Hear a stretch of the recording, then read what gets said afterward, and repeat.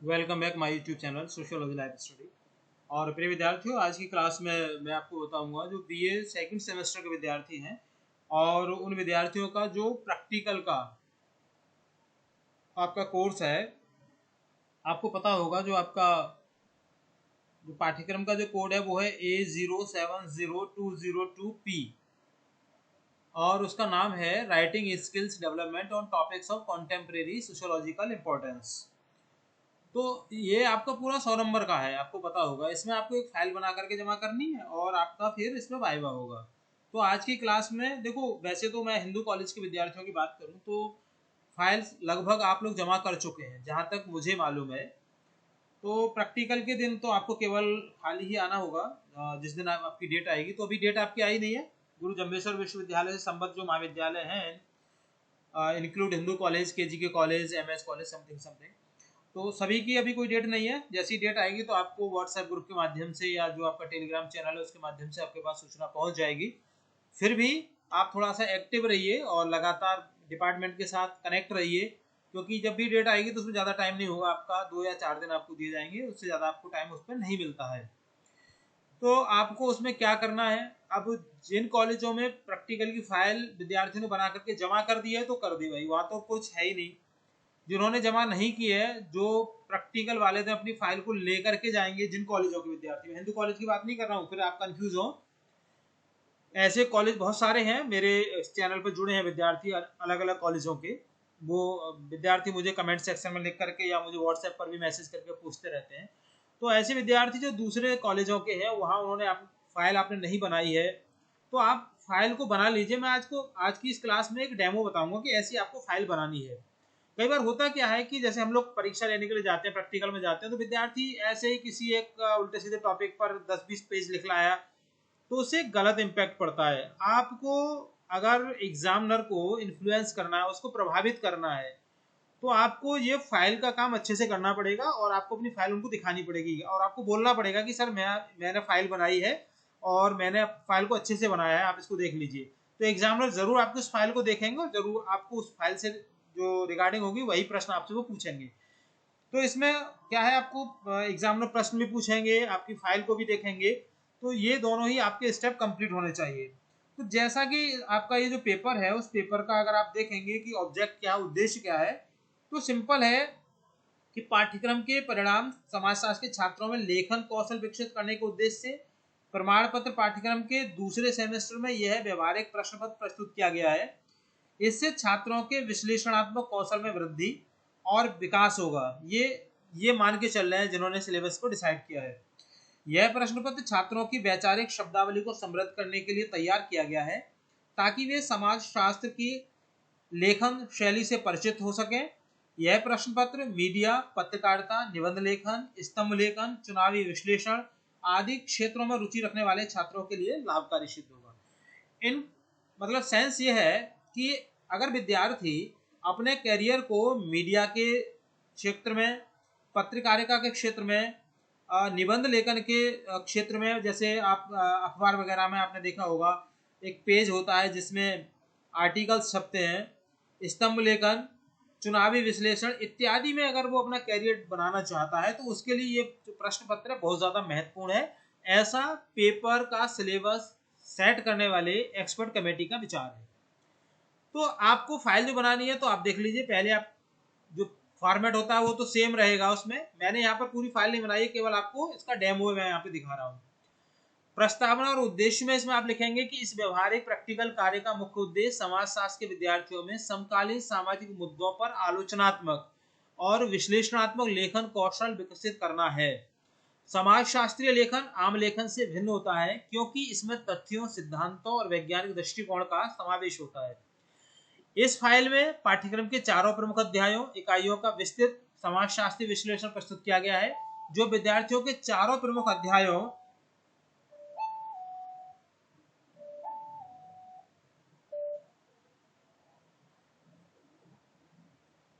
का विस्तृत समाजशास्त्रीय विश्लेषण प्रस्तुत किया गया है, जो विद्यार्थियों को भारतीय समाज की वास्तविकताओं को समझने और उसे अकादमिक रूप से व्यक्त करने में सक्षम बनाएगा। ये क्या है, ये ऑब्जेक्ट है इसका, ये इसका उद्देश्य है आपकी इस फाइल का।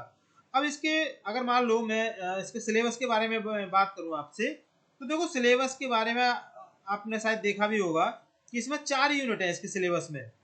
तो चारों यूनिट में मैं आपको हिंदी में बता देता हूँ, क्योंकि इंग्लिश में फाइल को मैं हिंदी में बना रहा हूँ।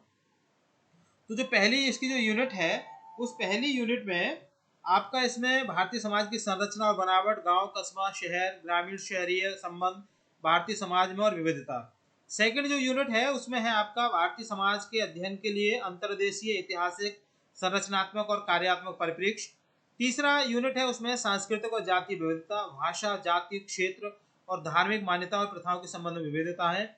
और जो लास्ट यूनिट है चौथी, उसमें है भारत में जनजातीय समुदाय, भौगोलिक वितरण, आत्मसातकरण, एकीकरण और अभिकथन की समस्या, जनजातीय पिछड़ापन और अल्प विकास। ये 4 यूनिट हैं आपके इस सिलेबस में। इन चारों ही सिलेबस जो यूनिट है उन यूनिट को आपको मतलब इसमें समाहित करना है अपनी इस प्रोजेक्ट फाइल में। और ध्यान रखिए आपका वाइवा भी मूलतः इन्हीं पर होता है। हिंदी में मैं इसलिए आपको ये क्लास दे रहा हूँ क्योंकि हिंदी मीडियम के विद्यार्थी ज़्यादा हैं, और अंग्रेजी में मैं जब ये क्लास आपको देता हूँ तो बच्चे अक्सर बोलते हैं कि सर इसको हिंदी में भी बताइए, तो दोनों में कर पाना थोड़ा सा मेरे लिए मुश्किल हो जाता है। बाकी अंग्रेजी के जो विद्यार्थी मायूस ना हो, अगर वो मुझे कमेंट सेक्शन में लिखेंगे तो मैं इसको पूरा इंग्लिश में भी ट्रांसलेट करके भी मैं अपलोड करूँगा, उनके साथ भी ऐसा कुछ भी नहीं होगा। इकाई प्रथम जो फर्स्ट इकाई है इसकी, उसमें भारतीय समाज की संरचना और संगठन के बारे में आपको बताना है। तो भारतीय समाज की संरचना और संगठन मतलब ये जो यूनिट है आपकी, आपको पता है ही, इसमें विलेज सोसाइटी है ना, town and city urban society, rural urban linkage, unity and diversity in Indian society. अब आ जाते हैं सेकंड यूनिट पर। सेकंड यूनिट में क्या है, भारतीय समाज के अध्ययन के दृष्टिकोण। इसमें दृष्टिकोण के बारे में बात की गई है कि दृष्टिकोण कौन कौन से हैं।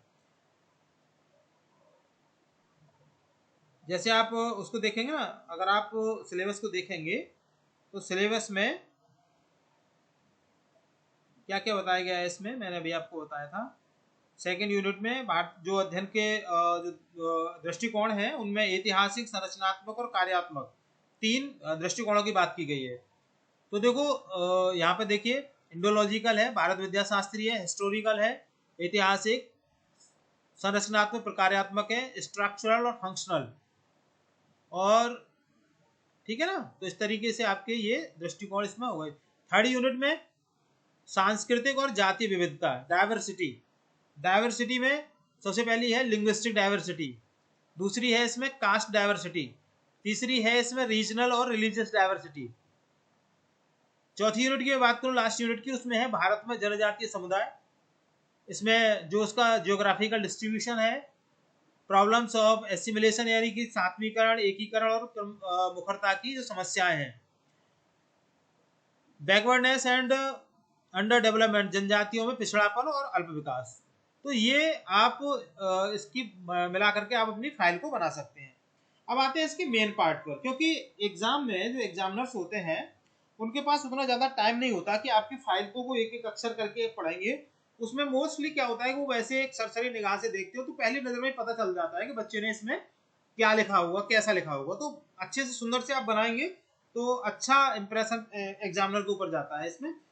अब वो देखते हैं कि कौन कौन से प्रश्न वो आपसे पूछ सकते हैं। तो देखो ये प्रश्न है, अगर वो आपसे ये नहीं भी पूछ रहे हैं तो भी आपके लिए मौका रहता है कि आप एग्जामिनर्स को बोल सकते हैं कि सर मैंने जो आप पूछ रहे हैं ये इसको मैंने नहीं तैयार किया है, मैंने इसको ध्यान से नहीं पढ़ पाया हूँ, मैं सिर्फ इन प्रश्नों को तैयार करके आया हूँ, आप इनमें से पूछ लीजिए। तो एग्जामिनर क्या करेंगे, आपसे इन्हीं प्रश्नों में से पूछेंगे।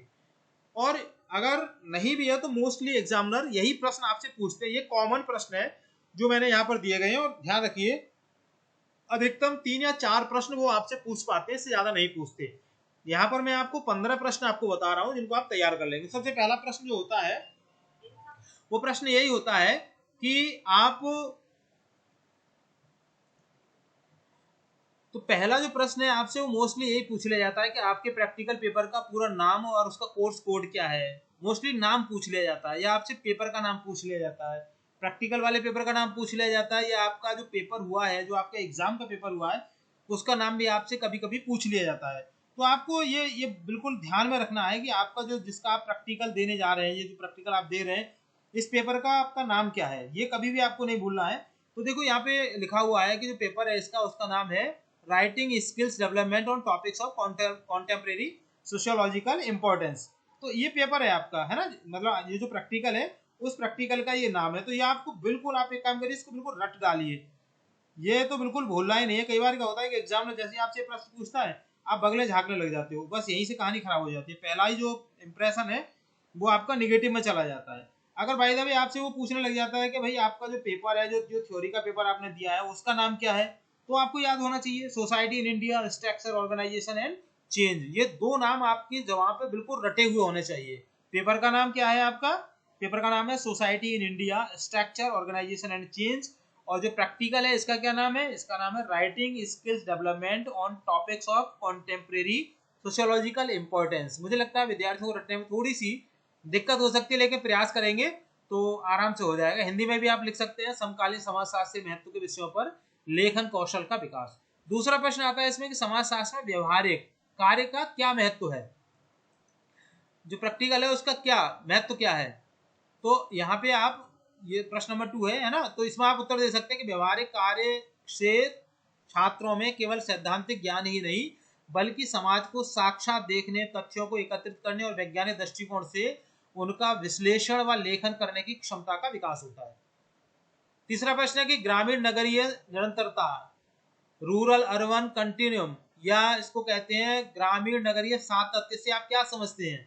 तो इसका मतलब है कि ग्रामीण नगरीय समाज दो विरोधी ध्रुव नहीं है बल्कि एक दूसरे के बीच की सीमाएं, मतलब कहते हैं धुंधली है। ग्रामीण समाज धीरे धीरे नगरीय समाज में बदलता है और दोनों एक दूसरे को प्रभावित करते हैं। मतलब गांव की बहुत सारी आवश्यकताएं हैं जिन्हें नगर पूरी करता है, और नगर की बहुत सारी आवश्यकताएं हैं जिन्हें गांव पूरी करता है। तो गांव और नगर एक दूसरे के पूरक माने गए हैं। चौथा प्रश्न है कि भारत विद्या शास्त्रीय दृष्टिकोण क्या है, इंडोलॉजिकल पर्सपेक्टिव क्या है। तो इंडोलॉजिकल पर्सपेक्टिव वह है जो भारतीय समाज, संस्कृति और संस्था को समझने के लिए ऐतिहासिक धार्मिक ग्रंथों जैसे वेद, पुराण और महाकाव्यों के अध्ययन को मुख्य आधार मानता है। जीएस घुरिये इसके प्रमुख प्रणेता हैं, तभी भारतीय समाजशास्त्र के जनक जीएस घुरिये को माना जाता है। ठीक है ना। नेक्स्ट क्वेश्चन है 5, एम एन श्रीनिवास ने भारतीय समाज के अध्ययन के लिए कौन सी पद्धति अपनाई थी? तो पद्धति का नाम है इसमें स्ट्रक्चरल फंक्शनल पर्सपेक्टिव, जिसको कहते हैं संरचनात्मक प्रकार्यात्मक दृष्टिकोण, जो मुख्य रूप से फील्ड वर्क और सहभागी अवलोकन पर आधारित था। नेक्स्ट क्वेश्चन है कि भारतीय समाज में विविधता के मुख्य आधार कौन से हैं? सिंपल आंसर है इसका कि 4 आधार हैं इसके, भाषाई विविधता, धार्मिक विविधता, जातिगत विविधता और क्षेत्रीय या भौगोलिक विविधता।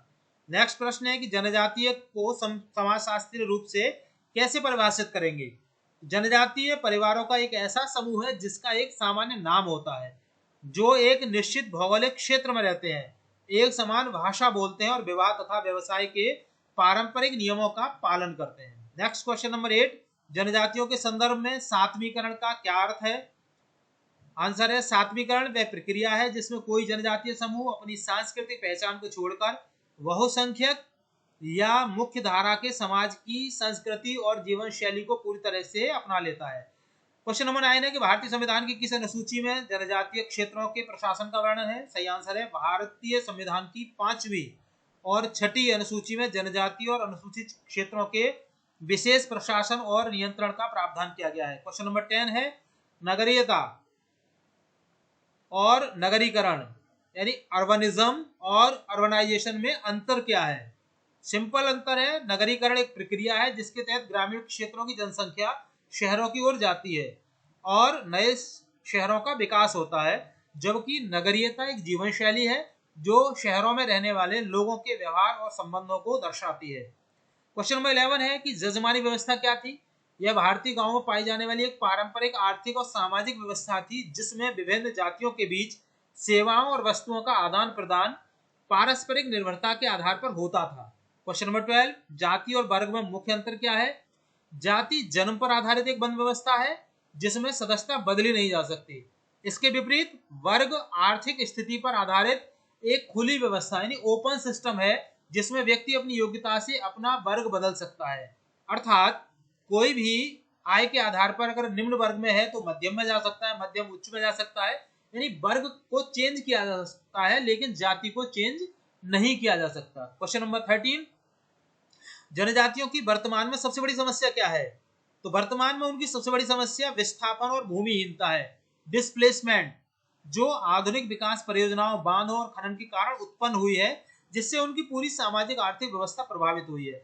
आप देख रहे होंगे बड़े बड़े बांध बनाए जा रहे हैं, खनन किए जा रहे हैं पहाड़ों से, वनों को काटा जा रहा है, तो अब इनका तो निवास स्थान ही वहीं पर है। तो ऐसी स्थिति में वो उनके साथ क्या है, उनके साथ डिस्प्लेसमेंट की प्रॉब्लम, विस्थापन की समस्या हो गई है कि वो उखड़ वहां से जाए तो जाए कहाँ, कहाँ जाए, वो उनके पास कोई वैसा स्थान उनको रहने के लिए नहीं मिलता। So it is a very big challenge for the scheduled tribes.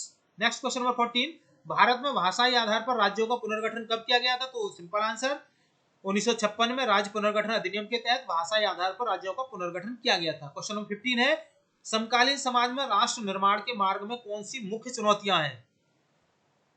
है ना, क्योंकि ये जो हम बात कर रहे हैं ना वो कॉन्टेम्परेरी सोसाइटी की हम बात कर रहे हैं, समकालीन भारतीय समाज की बात कर रहे हैं। तो समकालीन भारत में जातिवाद, सांप्रदायिकता, क्षेत्रवाद और अत्यधिक आर्थिक असमानता राष्ट्र निर्माण और सामाजिक समरसता के मार्ग में मुख्य चुनौतियां हैं। ये सोशियोलॉजिकल पर्सपेक्टिव के आधार पर हम कह सकते हैं। तो प्रिय विद्यार्थियों, इसके अलावा आप 2-3 बातें और भी याद रख सकते हैं। जैसे आपसे पूछा जा सकता है कि 2 समाजशास्त्रियों के नाम बताइए, तो फटाफट से आप इमाल दुर्खीम बता दीजिए, अगस्त कामते का नाम बता दीजिए, समनर का नाम बता दीजिए। अगर आपसे पूछा जाता है कि 2 भारतीय समाजशास्त्रियों का नाम बताइए, तो फिर ध्यान रखिए, फिर आपको ध्यान रखना है कि वो समाजशास्त्री भारत में उनका जन्म हुआ हो। तो आप डॉक्टर बी.आर. अम्बेडकर को बता सकते हैं, डॉक्टर घुरियो को बता सकते हैं, इसके अलावा आप एम.एन. श्रीनिवास को बता सकते हैं, आई.पी. देसाई को बता सकते हैं, है ना, मुखर्जी को बता सकते हैं। ये भारतीय समाजशास्त्री हैं। इरावती कर्वे हैं, इनका नाम आप बता सकते हैं, ये भारतीय समाजशास्त्री में आते हैं। तो ये भी आप अपने में जहन में बिल्कुल उसको संभाल के रखिए, याद रखिए, और ध्यान से प्रश्न को समझिए कि एग्जामिनर पूछ क्या रहे हैं। वो पूछ रहे हैं कि 2 समाजशास्त्रियों के नाम, तो आप किसी का भी नाम बता सकते हैं, वो इंडियन भी हो सकते हैं, वो फॉरेन के भी हो सकते हैं। अगर वो कह रहे हैं कि 2 भारतीय समाजशास्त्रियों के नाम बताइए, तब आपको ध्यान रखना है कि उन समाजशास्त्रियों के नाम बताने हैं जो भारत में जिनका जन्म हुआ है। ठीक है ना? तो आप, मैंने जो ऐसा आपको बताया ना, तो एक तो घुरिया का नाम याद रखिए, जी.एस. घुरिये, गोविंद सदाशिव घुरिये, और एक एम.एन. श्रीनिवास का नाम याद रखिए। 2 नाम बिल्कुल रट डालिए, 2 ही बता दीजिए, भारतीय समाजशास्त्री नाम पूछे जा रहे हैं, आपका काम चल जाएगा। तो प्रिय विद्यार्थियों, मुझे उम्मीद है कि क्लास आपके लिए बहुत लाभकारी होगी। तो विशेष निवेदन, अगर आप चैनल पर नए हैं तो सब्सक्राइब कीजिए, वीडियो पसंद आए लाइक शेयर कीजिएगा उन सभी विद्यार्थियों के लिए जो ये प्रैक्टिकल देने वाले हैं। चैनल पर जुड़ने के लिए थैंक यू, और कहीं कोई आपकी क्वेरी है तो कमेंट सेक्शन में लिख के मुझे जरूर बताइएगा, मैं उसका समाधान वहीं पर आपको देने का प्रयास करूंगा। तो एक बार फिर आपका थैंक यू, मिलेंगे अगली क्लास में, तब तक के लिए जय हिंद।